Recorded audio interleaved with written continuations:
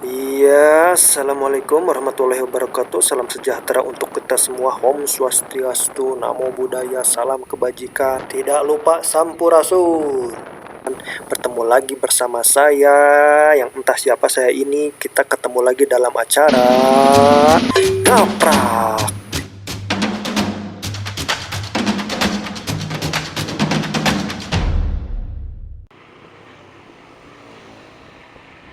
Acara yang sangat tidak diminati mungkin ya, karena ya saya bikinnya juga asal-asalan. Ya, bertemu lagi ini dalam konten ngaprak ini di episode berapa ya? Ya, bisa dilihat di judul atau thumbnail lah ya. Ini sorry ya keresekan ini karena diambil gambarnya dalam perjalanan menggunakan motor, jadi anginnya gitu. Yang jelas, bagi kamu yang senang dengan destinasi wisata alam yang eksotis, ada sebuah danau indah yang bisa kamu sambangi di daerah Bandung. Ya, tepatnya sih di daerah Bandung Barat. Ya, namanya adalah Danau Sanghyang Heuleut. Danau yang satu ini memiliki air jernih bernuansa kehijauan yang berpadu indah dengan tebing batu berukuran besar di sekelilingnya. Sanghyang Heuleut ini berlokasi di daerah Raja Mandala, Kulon, Kecamatan Cipata, Kabupaten Bandung Barat. Letaknya tak begitu jauh dari PLTA Saguling.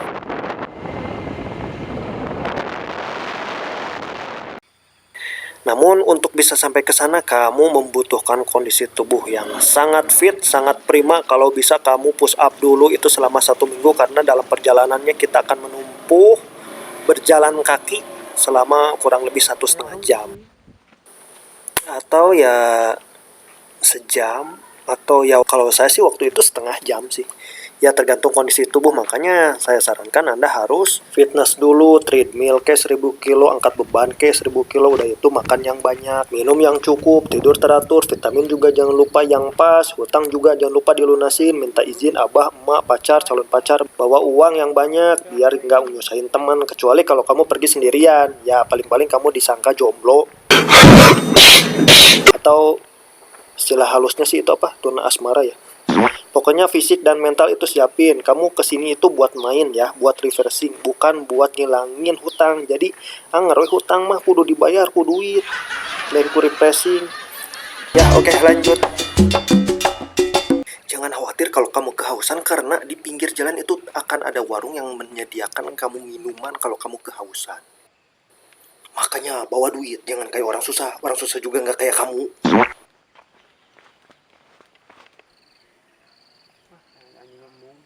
Nanti jika sudah sampai di lokasi, medannya itu cukup curam dan didominasi bebatuan sih. Jadi apabila hujan turun ya, bebatuan ini akan terasa sangat licin. Karena itu akan lebih baik jika kamu datangnya pada musim kemarau lah ya, seperti saya ini.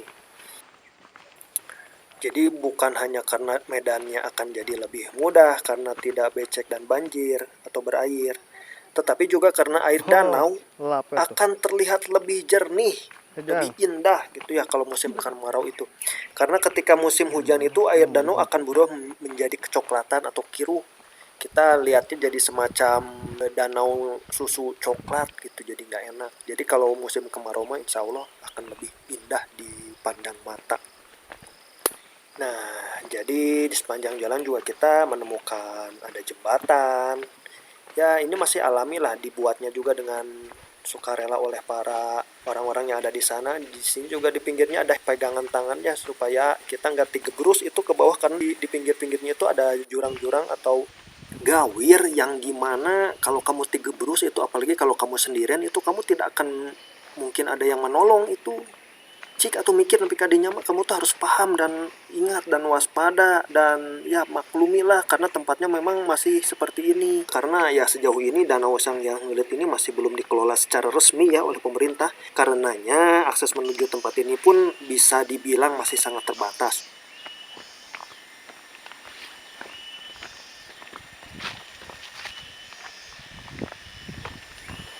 Tunggu dulu nih. Saya merekam aksi, bukan aksi ya. Ya ini kupu-kupu nih menemani saya selama dalam perjalanan menuju lokasi. Enggak juga sih. Ya cukup memanjakan mata karena ya cukup ramah gitu.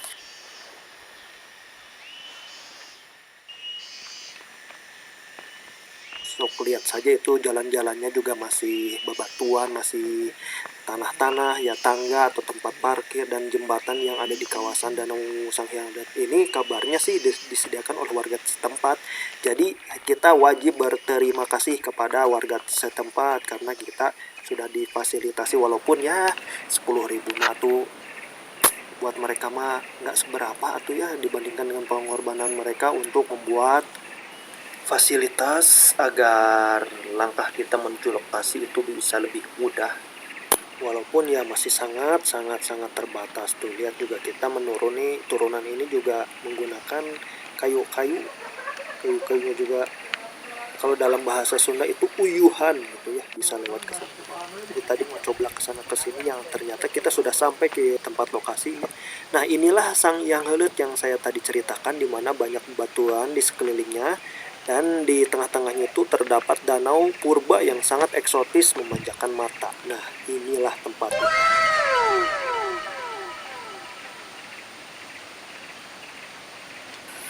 Coba tuh lihat jalan-jalannya, jembatan-jembatannya itu masih dibuat secara tradisional sekali.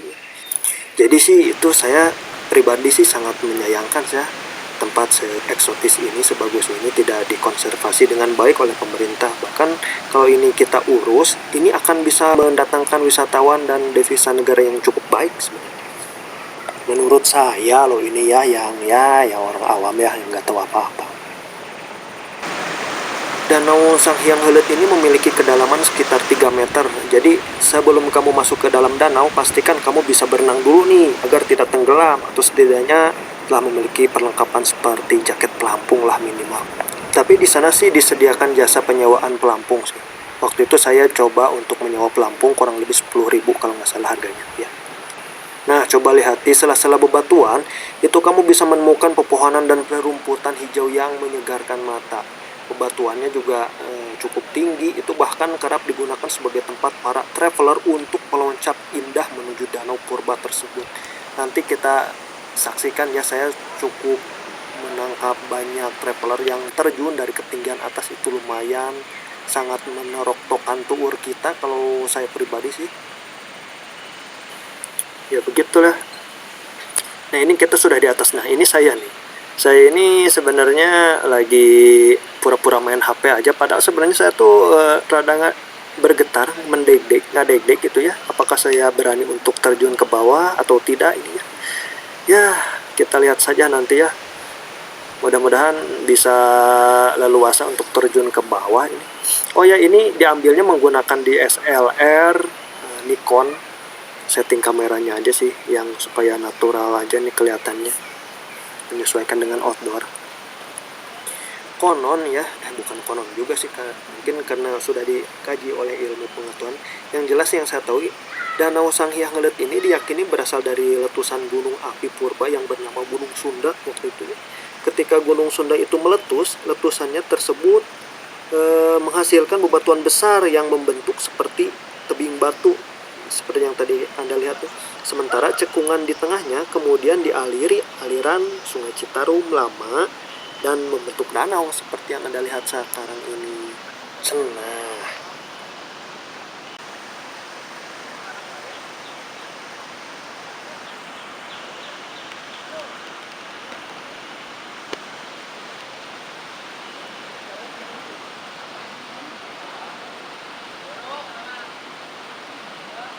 Ya, coba sekarang kita saksikan ini.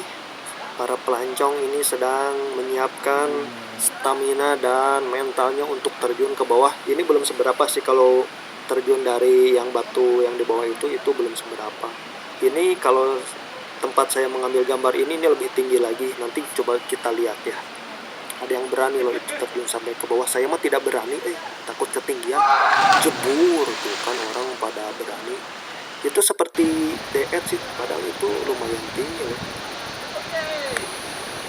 Ya, saya mah paling cuman berenang-berenang di sini aja tuh ya, kuku cepekan. Ini juga mungkin dalamnya cuman 2 meteran gitu ya, tapi saya pakai pelampung aja. Dah kalau kelelep mah siapa yang nolongin? Dah yang susah mah saya juga.